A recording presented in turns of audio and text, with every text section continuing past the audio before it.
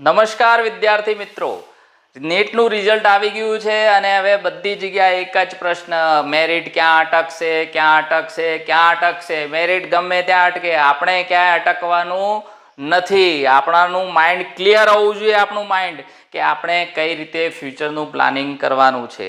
અહીંયા અમે થોડા આંકડા ભેગા કર્યા છે, થોડું પ્રેડિક્શન કરવાનો પ્રયત્ન કર્યો છે કે GMERS જે ગુજરાતની જે સેમી ગવર્મેન્ટ કોલેજ છે, સેમી ગવર્મેન્ટ કોલેજ જે છે એ કોલેજ જેની વાર્ષિક ટ્યુશન ફી 3,75,000 રૂપિયા છે, એ મેડિકલ કોલેજ જે MBBS ની કોલેજ છે, ગુજરાતની અંદર ટોટલ 13 કોલેજો છે GMERS, અને એ કોલેજોનું 2025માં કેટલા સ્કોર અરાઉન્ડ તમારું એલોટમેન્ટ થવાનું છે એની એક પ્રેડિક્શન, એક સંભાવના વ્યક્ત કરી છે.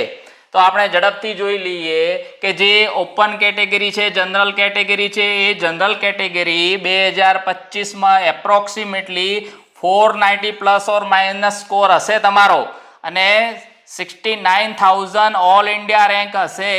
તો તેને GMERS ની 13માંથી કોઈ પણ એક કોલેજ સીટ મળવાની સંભાવના છે. નેક્સ્ટ કેટેગરી જોઈએ, SC કેટેગરીમાં 2025માં એપ્રોક્સિમેટલી 450 પ્લસ ઓર માઇનસ, અને જેનો ઓલ ઇન્ડિયા રેન્ક 1,38,000 છે અને SC કેટેગરીમાં આવે છે, એવા વિદ્યાર્થીઓને GMERS ની સીટ એલોટ થવાની સંભાવના છે. નેક્સ્ટ કેટેગરી જોઈએ તો ST કેટેગરીના વિદ્યાર્થીઓ માટે 2025ની અંદર એપ્રોક્સિમેટલી 310 પ્લસ ઓર માઇનસ તમારો સ્કોર હશે, અને 4,30,000 તમારો ઓલ ઇન્ડિયા રેન્ક છે, અને તમે ST કેટેગરીમાં છો તો તમારી GMERS ગવર્મેન્ટ સીટ, જે સેમી ગવર્મેન્ટ કોલેજ છે, એની સીટ મળવાની સંભાવના છે. નેક્સ્ટ કેટેગરી જોઈએ તો SC BC OBC જે કેટેગરી છે, 2025ની અંદર અંદાજિત 482 પ્લસ ઓર માઇનસ જે સ્કોર કર્યો હશે જે વિદ્યાર્થીઓએ, અને 72,000 જેનો ઓલ ઇન્ડિયા રેન્ક છે, એવા વિદ્યાર્થીઓને ગુજરાતની અંદર GMERS ની સીટ એલોટ થવાની સંભાવના છે. EWS ના જે કેટેગરીના વિદ્યાર્થીઓ છે એમને 2025ની અંદર 485 પ્લસ ઓર માઇનસ આ સ્કોરની અંદર, અને 71,000 જેમનો ઓલ ઇન્ડિયા રેન્ક હશે, એ રેન્કની અંદર GMERS ની કોલેજ મળવાની સંભાવના છે. તો આ હતું GMERS ની જે ગવર્મેન્ટ કોટાની GQની સીટો છે, જે ગવર્મેન્ટ કોટાની સીટો છે એનું સ્કોર પ્રમાણે કઈ રીતે કઈ સીટ મળવાની સંભાવના છે, કઈ કેટેગરીમાં કયા સ્કોરમાં સીટ મળવાની સંભાવના છે, એની વાતચીત કરી છે. હવે આપણે જોઈએ કે જે GMERS ના મેનેજમેન્ટ કોટા છે, GMERS નું મેનેજમેન્ટ કોટાની વાત કરીએ તો ગુજરાતની અંદર જે સેમી ગવર્મેન્ટ કોલેજ છે GMERS ની જે ટોટલ 13 કોલેજો છે, અગાઉના વિડીયોની અંદર આપણે જોયેલું કે GMERS ની કેટલી કોલેજ છે, કઈ જગ્યાએ કોલેજ છે, ગુજરાતના કયા ડિસ્ટ્રિક્ટમાં છે, કેટલી સીટો છે, કેટેગરી ડિસ્ટ્રીબ્યુશન કઈ રીતનું છે, એનું ફીસ સ્ટ્રક્ચર શું છે, એ સંપૂર્ણ વિશ્લેષણ આપતો વિડીયો આગળ આપણે જોઈ ગયેલા છીએ. અને જે વિદ્યાર્થીઓએ વિડીયો ના જોયો હોય તો આ YouTube ચેનલ ઉપર સબસ્ક્રાઈબ કરો તમે, અને દરેક પ્રોસેસના અપડેટ મેળવો.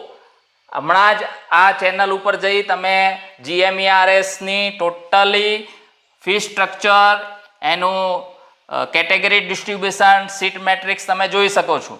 તો જે પણ મેનેજમેન્ટ કોટામાં GMERS ની 12 લાખ રૂપિયા ફિક્સ ફીસ છે દરેક કોલેજની અંદર, અને એ કોલેજની અંદર 430 એટલે 430 પ્લસ ઓર માઇનસ, અને 1,60,000 તમારો ઓલ ઇન્ડિયા રેન્ક હોય તો તમને GMERS મેનેજમેન્ટ કોટાની અંદર મળવાની સંભાવનાઓ રહેલી છે. જો તમે આ અંતર્ગત જો આ સ્કોરમાં વિદ્યાર્થીઓ આવો છો તો કોઈ પણ ચિંતા કરવાની જરૂર નથી. તમને લગભગ GMERS ગુજરાતની અંદર સીટ એલોટ થઈ જવી જોઈએ. આ એક અંદાજિત આંકડાઓ છે જે 2 વર્ષના ડેટા અનુરૂપ અને આ વર્ષના નીટના પરિણામ અનુરૂપ બનાવેલા છે. દરેક વિદ્યાર્થીઓએ પોતપોતાની રીતે પોતાનો સ્કોર ચેક કરી લેવો જોઈએ અને એ સ્કોર અનુરૂપ આપણને કઈ કોલેજ મળે છે અને એનું ચોઇસ ફિલિંગ માટેની તૈયારી કરી દેવી જોઈએ. હજી આપણે ગુજરાતનું મેરિટ લિસ્ટ આવવાનું બાકી છે. દરેક વિદ્યાર્થીઓ જે આપણે રજિસ્ટ્રેશન કરાવશે કાઉન્સેલિંગ પ્રોસેસ માટે, એ રજિસ્ટ્રેશન કમ્પ્લીટ થયા પછી આપણી વેબસાઇટ ઉપર ગુજરાતનું GMR આવશે તમારો, એટલે જનરલ મેરિટ રેન્ક આવશે અને CMR પણ આવશે, કેટેગરી મેરિટ રેન્ક. આ બે નંબર અનુસાર આપણને ગુજરાત સ્ટેટ કોટાની અંદર સીટ એલોટ થાય છે.